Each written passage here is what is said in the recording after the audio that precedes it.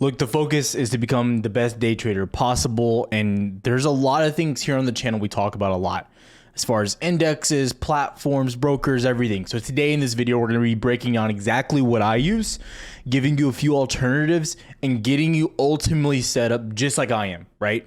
Now, there's a few things in this video I'll mention if I'm sponsored by any of these people, but I want to be as transparent as possible and where I would basically start from if I was fresh, new, or just looking for guidance. So let's jump into it. Now, the way we're first going to do this, I want to break it down from the beginning.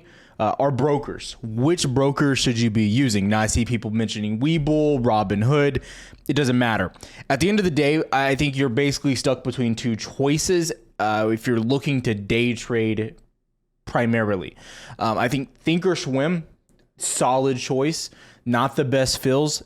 Interactive Brokers, my personal one I use. I am sponsored by Interactive Brokers, but I'm going to tell you right now, if you were to use something like Thinkorswim here, very nice viewpoint here. We have a lot of stuff here on the channel too that can help you out with looking at this. But overall, you're going to get the most bang for your buck over at Thinkorswim. You can do so much with it. We have tutorials here as well on how to use them. But even though I don't use Thinkorswim as a broker, I use Interactive Brokers to actually fulfill all my positions. I still use Thinkorswim every single day. I think they have some really valuable indicators on here, and there's links on the description of those videos that we have explaining this. But I love their volume tools. I think it's the best in the game. I absolutely love it. It gives me the best visuals every single day. I track my option contracts as well on Thinkorswim. Again, the best looking platform to do this on, right?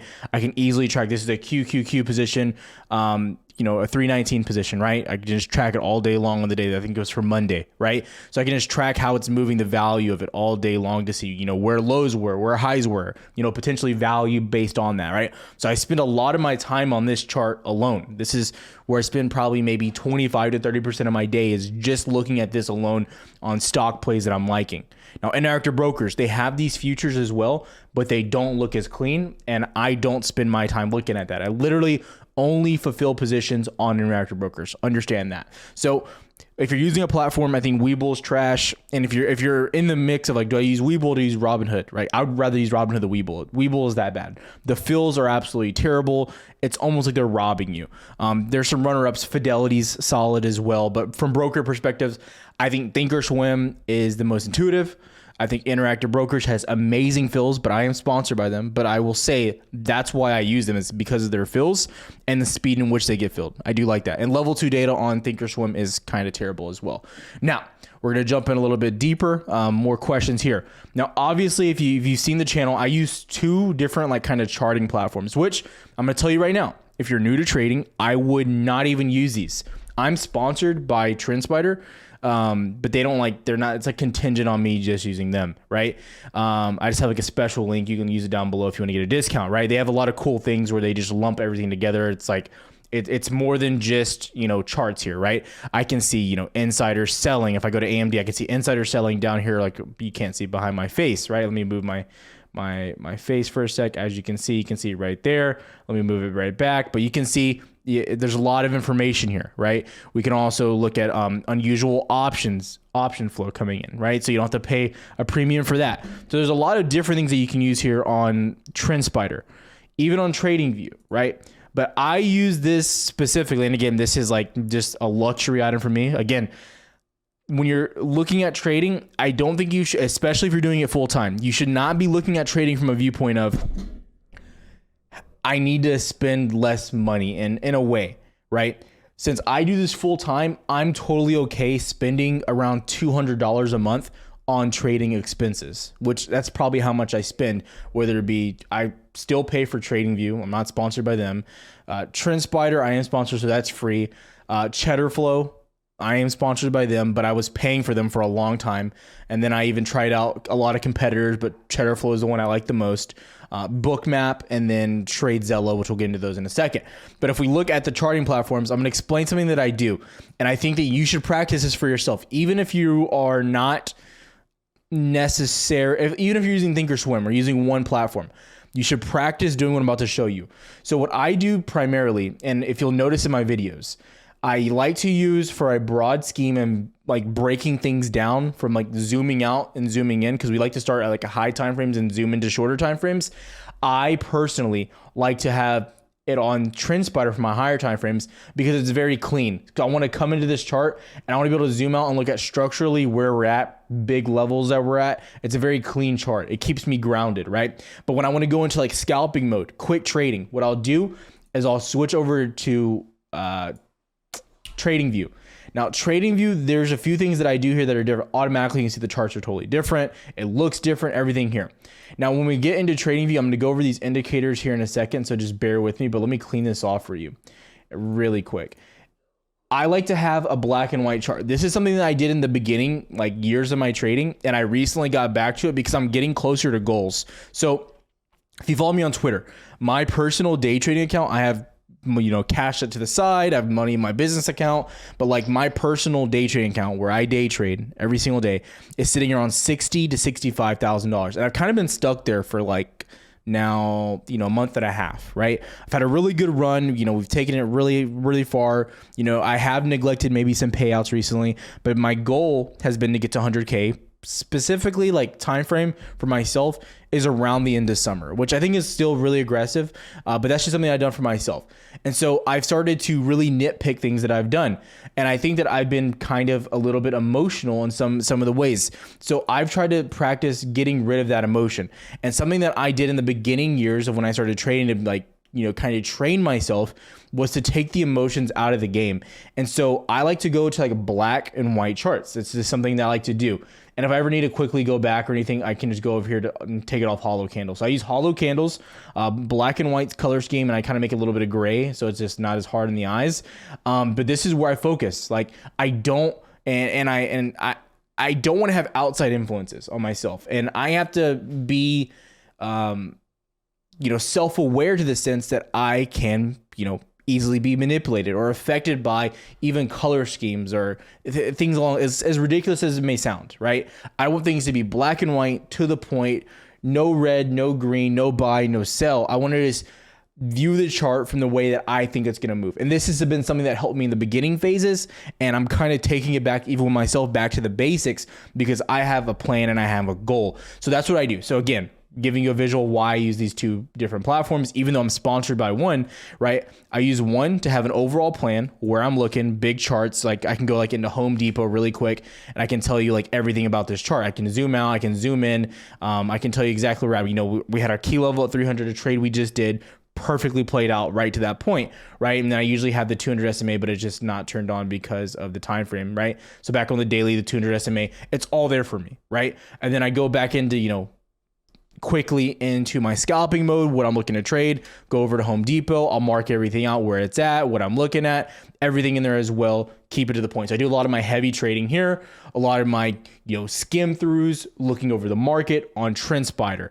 I think it's important to keep a little bit of separation from long-term and short-term views. You want to understand that those are not directly aligned. Okay. So this is probably one of the main parts of the video. So make sure you understand this.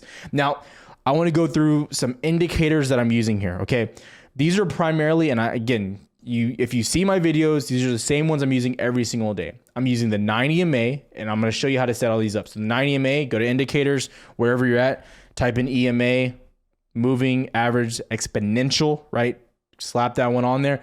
Typically it'll come up as the 9, right? Make sure it's a 9, make sure it's set to the chart. That's all you want it to be at. And I just usually change it to red. That's just my go-to color. Do whatever. I honestly don't care what you do, but that's what I do. I make it a little bit thicker. That's that. We'll go into why here in a second. And I have a video over to the 9 EMA as well. Next up, the VWAP. It's the most important that there is. Again, people always ask me, do you use the anchored VWAP? No, I use the VWAP, VWAW. That is it. Volume weighted average price. Get that one on there. Now, sometimes it'll come up with the bands. I get the question a lot. Do I use the bands? No. I take all that off. Sometimes it'll reset, but this is just what I like. This is what I use. And it probably won't ever change, right? VWAP, boom. VWAP, 9 EMA, those are going to be like your bread and butter. You got to have those in the chart, in my opinion. Next up, I have volume, but I don't like to keep it on at all times. And I primarily look at volume from Thinkorswim, like I said. The next one, so there's a lot of moving averages. So moving averages, they're going to vary. The 200, the 100, those are your biggest ones, obviously. And I don't watch those on like the 4 hour, 1 hour, 30 minute. No, I'm only interested in the daily, the weekly, and the monthly. As of recently, the daily has been the most important, 200 MA, because that matters the most on broad equities.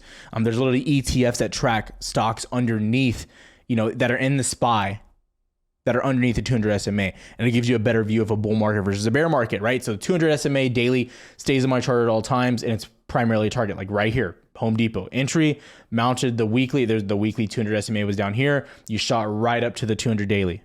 Easy trade right there, right? So just giving you a visual. Now, these are a few helpful, this is a helpful tool. This is a helpful indicator. I don't use it as much, but I still do use it occasionally. It's called the opens indicator. If you're on TradingView, you literally just go type in opens. That's it. It's by we run the stops. I have this saved as well if it ever gets deleted. But all the opens indicator it's like probably one of the most simple indicators out there. And it's exactly what it sounds like it is. Okay. So I'm gonna go to the SPY so you can see. I actually want to get rid of all these drawings as well. So let's remove those drawings. So all this is we're going to look at the 15-minute chart. The purple line will represent the daily open. So where did SPY open at market open, right? And then the green line, where is the green line? Let me find, I don't know. Oh, that's because the monthly started right there. But anyways, the green line represents the weekly. So this is last week's open and right here. So where did SPY, whatever equity you're looking at, where did it open at on the week? And then the red line represents the monthly. Now the monthly and the weekly started on the same day. So it just stayed red.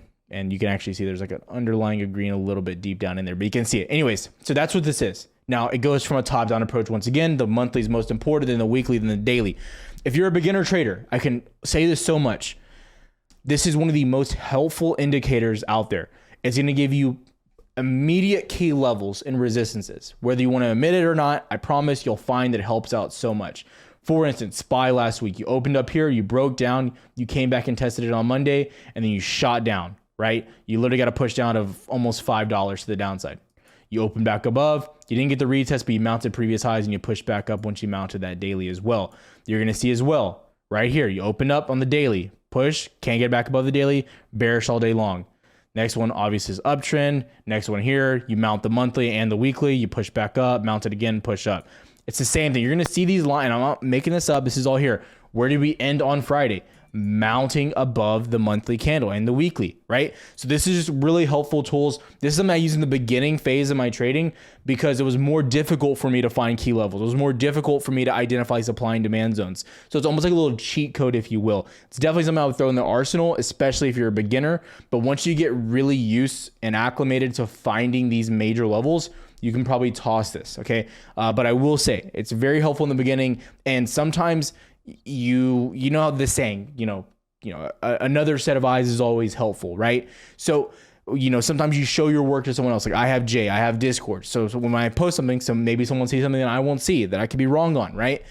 Having the monthly, weekly, and daily always is important to just throw up there so you can see if you're approaching something that maybe you didn't quite see in the beginning. Love to see it there. Now, I'm going to go over part 4, and this is a little bit more interesting. And these are like my special platforms that I use. These are all extras, but there's one of them that you have to use. And if you use this one, I promise you, you will make money.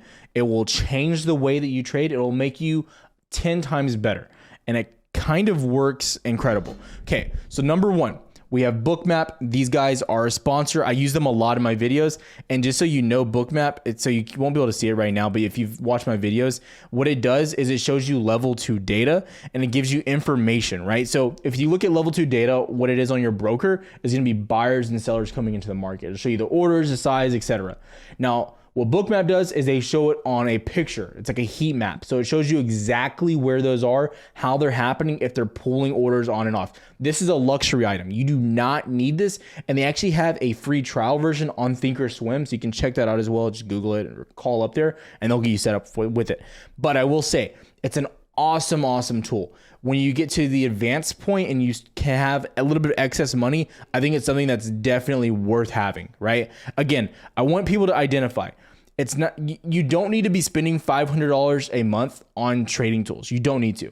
But what I will say, if you're at the point to where you're trying to do this full time, you have to understand that there's things that you're buying that are going to help you trade. Now, if you're just using them and just to buy them and you don't understand, the basics of the stuff we already covered, then don't move on to this. You want to understand the basics, then add on. It's like a building block, right? So that's Bookmap. Love them, use them all the time, but not necessary. It's a cool add-on though.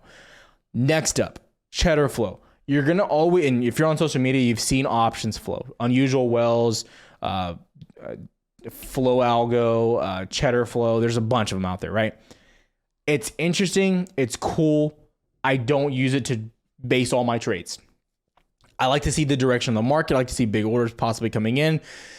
Maybe some indicators I've missed, some big, buyers coming in, right? It's not necessary. I'm sponsored by these guys, but I'm not going to tell you to go buy them. Right? Again, if you're getting to the point to where your portfolio is something like mine, it makes sense to have all the tools. It's a tax write-off. It's for my business. I use them every day. It makes sense. But in the beginning, if you're a beginner, you don't need it. Focus on the basics. Understand supply and demand. Understand how to trade. Understand your strategy. Understand risk reward. Then move on. Next up, TradeZella. This is the one that I would say is necessary. I have been begging these guys to sponsor the channel. I'm not even gonna lie. I'll sell myself out there because this is the one tool that I think is almost invaluable. It's beautiful. Now, the cool thing about this is you don't have to use TradeZella to journal. Now, TradeZella will break everything down for you, your P&L. It'll break everything in detail every single day. But you can also just do it the old-fashioned way. Get a journal out, write down your trades, how you do it. For instance, like in Discord, I love giving this as a visual.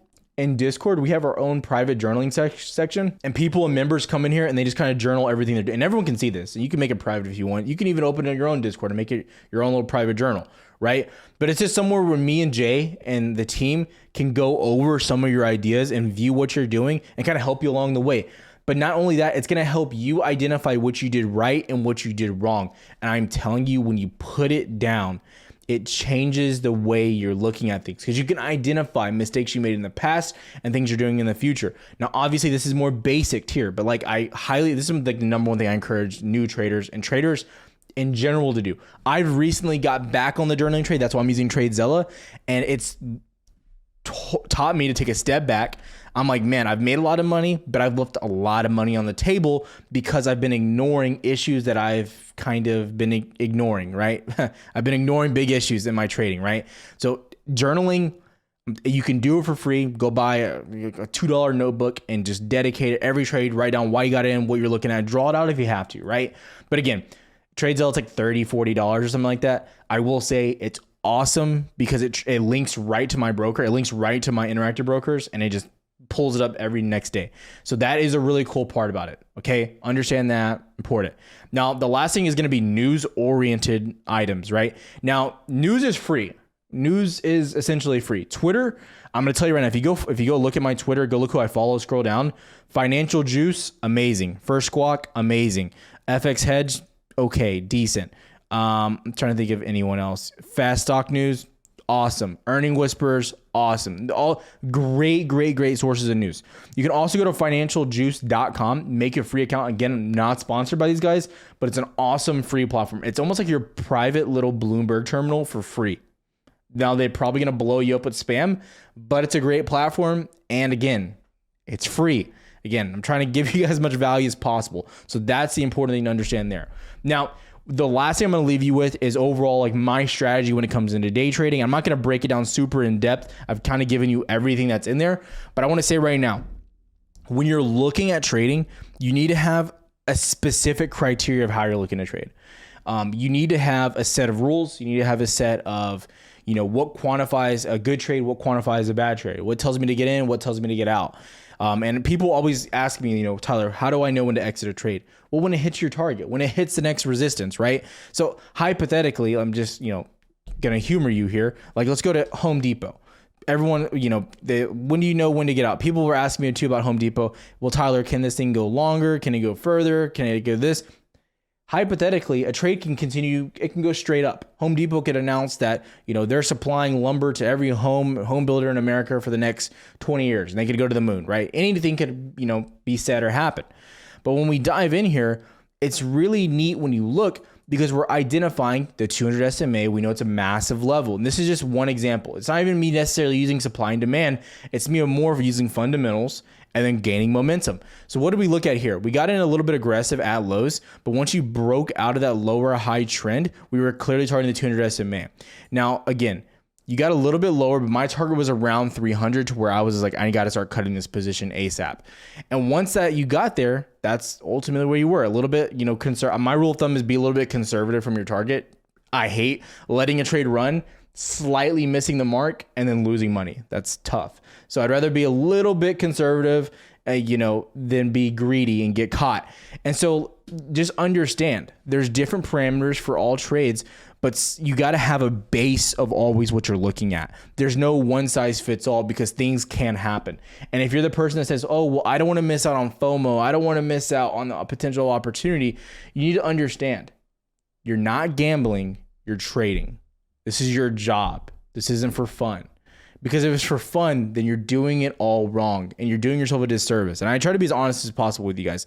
So that's the biggest thing I can say here is I focus primarily on supply and demand, as well as finding continuation with other indicators as far as the VWAP and 9 EMA. But that's my main primary focus, supply and demand and using volume to find trade opportunities. Okay. We have lots of videos as well going over that. So make sure you check out the education part of the video. And also consider liking, consider subscribing. It helps out the channel tremendously. Have a good one, traders.